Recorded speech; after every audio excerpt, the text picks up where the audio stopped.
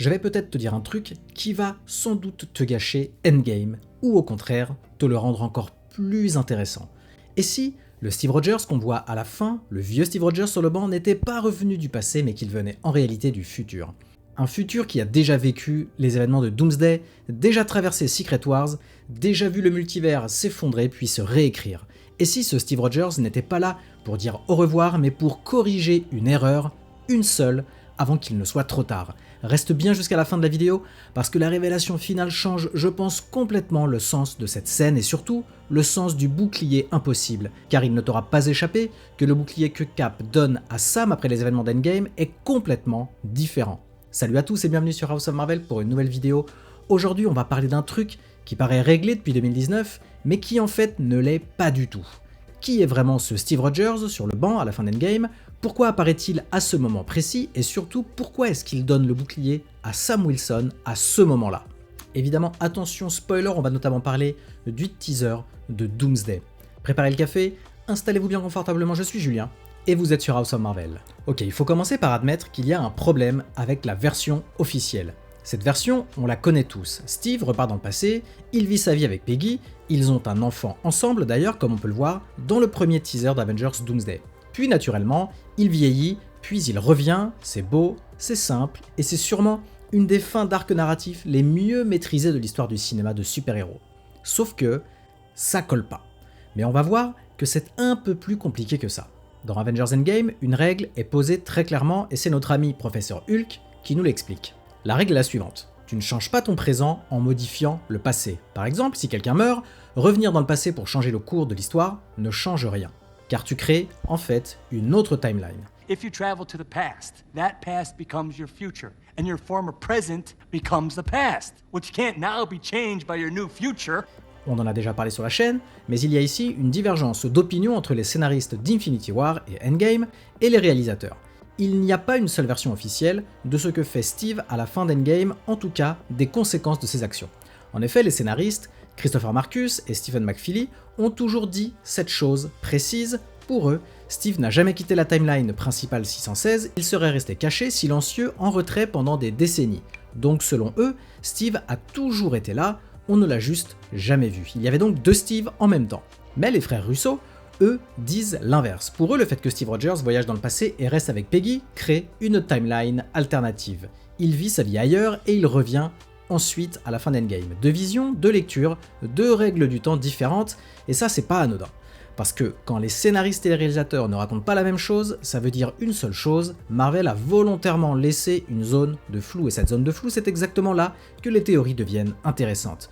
Parce que si même les créateurs ne s'accordent pas sur le comment, alors le pourquoi reste ouvert. Et si cette contradiction n'était pas une erreur mais une porte laissée ouverte pour la suite? Certains pourraient dire que la version qui compte est celle qui est dans le film.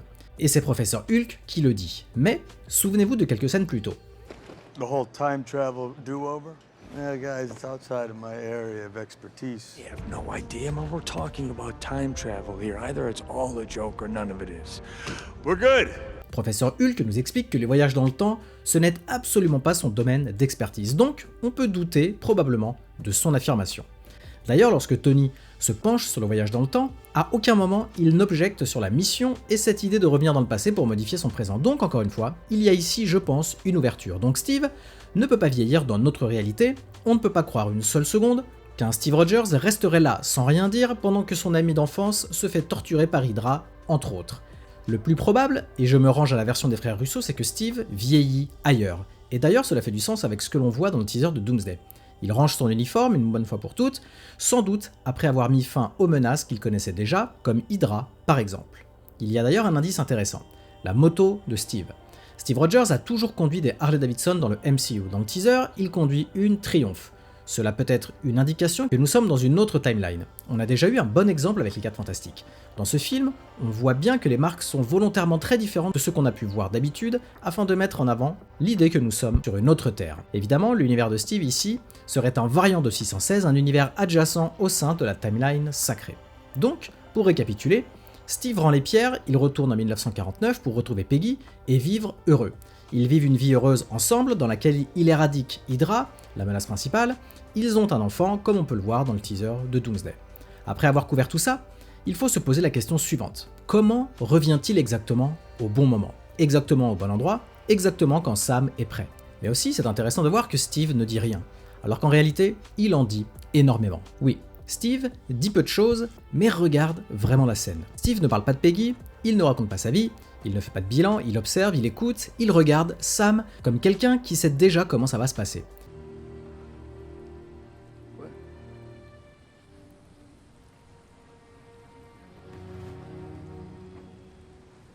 Le silence n'est pas nostalgique, il est stratégique. Comme s'il savait que parler du futur était dangereux, comme s'il savait que révéler ce qu'il a vécu pourrait tout détruire et tout annuler, et pose-toi la vraie question, et s'il ne se taisait pas parce qu'il a été heureux, mais parce qu'il a vu quelque chose qu'il ne faut surtout pas dire. Mais quoi exactement? C'est aussi un Steve qui n'est jamais surpris, regarde son visage. Quand Sam arrive, quand il pose la question, Steve n'est jamais surpris, jamais hésitant, jamais ému comme quelqu'un qui improvise. Il agit comme quelqu'un qui connaît déjà peut-être cette conversation, comme quelqu'un qui l'a déjà vécu peut-être plusieurs fois dans plusieurs versions. Ce n'est pas un adieu, on dirait que c'est une validation, comme s'il venait vérifier que tout était en place, que la bonne personne était là, que le bon choix va être fait. Et là, il y a un détail, un seul, qui change absolument tout. Le moment précis où il apparaît, Steve n'apparaît pas n'importe quand. Il n'apparaît pas pendant la bataille, il n'apparaît pas juste après le snap, il n'apparaît pas dans l'euphorie, il apparaît après la victoire, mais avant la reconstruction. Avant que le monde ne se réorganise, avant que les lignes se reforment, avant Doomsday et avant Secret Wars bien évidemment. Comme s'il savait que c'était là, la dernière fenêtre possible, le dernier moment stable, le dernier point d'ancrage temporel fiable. Et si ce banc n'était pas un symbole, mais une balise, un moment précis, un endroit précis, choisi pour une raison précise, cette raison, c'est donner le bouclier à Sam. Quand Steve le tend à Sam, on nous dit que c'est un héritage. Mais écoute bien la scène. Sam dit que pour lui, le bouclier appartient à quelqu'un d'autre. Steve répond non.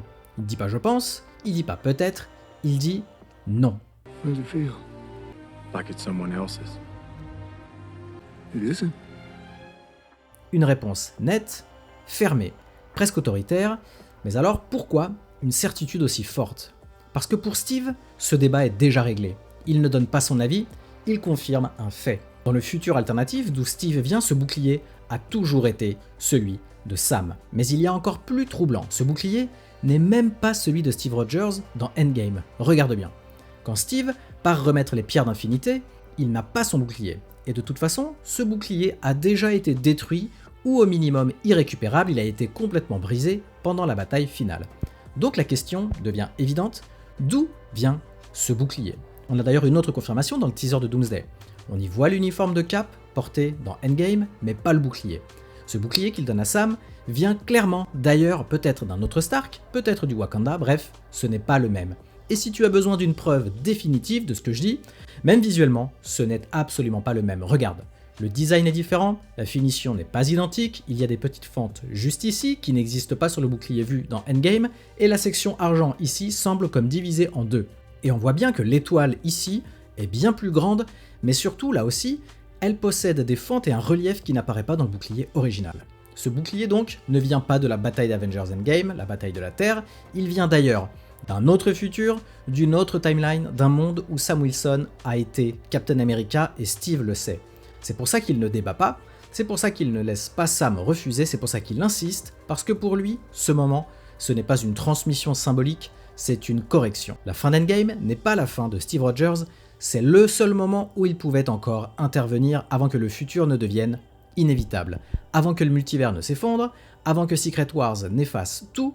Le Steve sur le banc n'est pas un homme qui regarde le passé, c'est un survivant qui regarde une dernière fois un monde qu'il a potentiellement déjà perdu. Si cette théorie est vraie, alors Steve Rogers n'a pas eu une fin parfaite, il a eu une fin lucide. Il n'a pas fui le futur, il l'a déjà affronté. Et la vraie question maintenant, ce n'est pas pourquoi Steve est parti, c'est pourquoi il est revenu exactement à ce moment-là. À vous de me donner votre avis maintenant, est-ce que vous pensez que ce Steve vient vraiment du futur? Est-ce qu'il a déjà vécu Doomsday et Secret Wars? Est-ce que le bouclier appartenait déjà à Sam dans une autre timeline? Faites-le moi savoir en commentaire et n'hésitez pas à me faire parvenir vos théories, j'adore les lire et en débattre avec vous. Et comme d'habitude, merci d'avoir regardé cette vidéo, si elle vous a plu, merci de la liker et de me donner votre avis en commentaire. Aussi, pour ne pas louper mes prochaines vidéos, abonnez-vous et activez les notifications. À la prochaine sur House of Marvel.